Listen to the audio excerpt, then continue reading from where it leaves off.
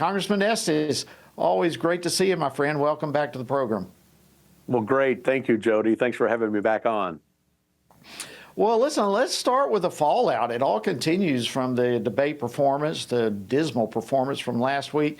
What's your take on the Democrats scrambling now for several days, trying to figure out what they're going to do? And now Congressman Doggett comes out calling on the president to step down. Yeah, it really was a bad performance, and you see that. I'm not as concerned about how bad a performance he had at a debate, compared to, say, his State of the Union presentation format. I'm more worried about what we've been talking about as Republicans for a long period of time, is just all the bad policies that President Biden's brought forth. I mean, we've got inflation that's running rampant now. People that having to pay 20% more on average for paying food and groceries and gas and all the things that you need to run life. And those are the types of things I think that are more concerning to people. Is you look at the policies that President Biden's put in place versus the policies that President Trump had in place that were effective and the economy was going good when President Trump was in office. And that's what people are going to concentrate on, in the next, 4 months as we lead up into the election in November. And people are looking at, how do we keep the country moving forward?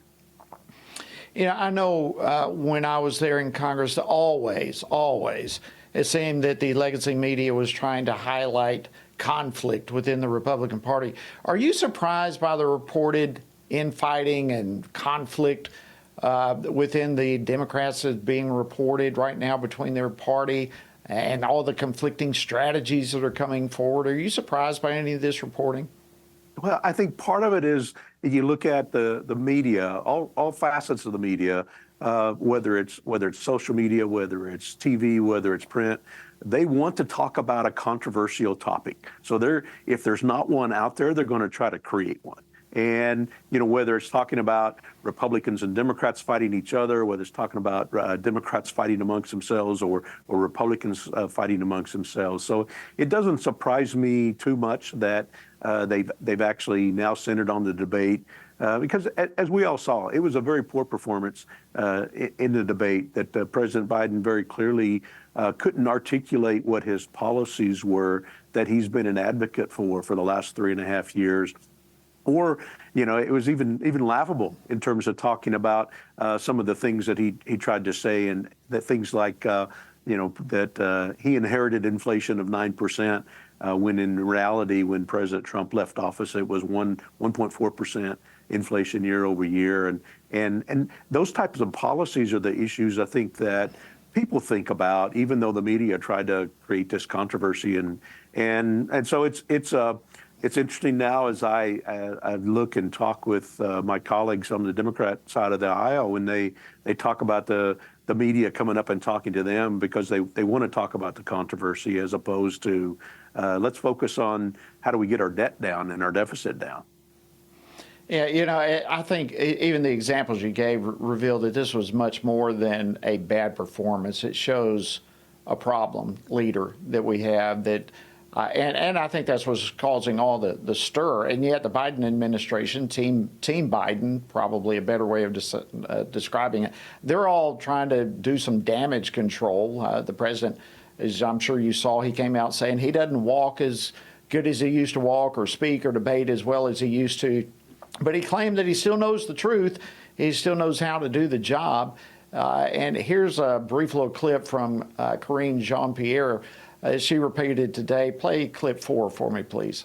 The president had a cold. He had a hoarse voice. You all heard it. That's why you reached out. But I will say this, and the president said this over the past couple of days, certainly right after the debate. He knows how to do the job. And he knows how to do the job, not because he says it, because his record proves it. Damage control. What does the president's record say about all this? Yeah, it really is laughable to hear President Biden say that he knows how to tell the truth. When you look at things like border security, he claims the border secure, but in the last year we've had over 3 million people cross the border illegally, and that's almost the same number that happened during the 4 years that President Trump was in office. Or you look at President Biden saying that he's brought gas prices down. And while it's true that they've come down from the peak hit when Putin invaded Ukraine, gas prices are still over $1 higher than when President Biden came into office. And it's pure to his policies. So if his spokesperson is out saying that President Biden is intentionally doing these things and knows what he's doing, those are certainly the bad policies for America, and Americans know it. And that's why his approval rating is so bad. And that's why, you know, as the Democrats and Team Biden, as you put it, are scrambling so hard to figure out how do they put spin out on his performance and on the policies that he's promoting. Well, that's the only hope they have. Switching topics, so if we can, last question. House Republicans you guys are trying to pass all 12 appropriations bill going into 2025, and you're on the all-important Ways and Means Committee. The last year, national debt has increased nearly $2.5 trillion more, now some $34 trillion. How does passing the budget through appropriations rather than a bloated omnibus that happens year after year, how does all this help rein in the debt? It's really important as we go through the appropriations process. We've passed out of the House 4 of our 12 appropriations bills to fund general government. But what we've seen so often over the last 25, 30 years is that instead of focusing on an agreed upon number through those 12 appropriations bills, there's some at the end of the year, some people that are dragging their feet, or they want their pet projects put in. They don't support the appropriations bills, and you end up with really a bloated spending omnibus. And what that does is it creates this huge deficit that we've got, and the debt that's growing, actually even bigger every week. $100,000 a second is what the federal government's borrowing. Wow. Based on all this spending. Congressman Ron Estes, we're going to have to bring it to a close right there. Thank you so much for your incredible leadership. It's always an honor to have you on Washington Watch. Hope you have a fantastic Independence Day. Well, great. You have a happy 4th of July as well. Thank you.